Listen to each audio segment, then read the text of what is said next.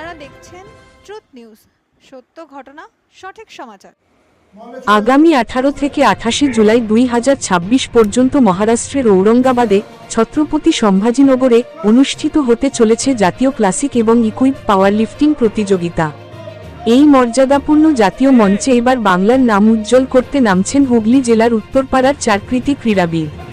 হুগলি থেকে প্রদীপ সাঁতরার report, truth news.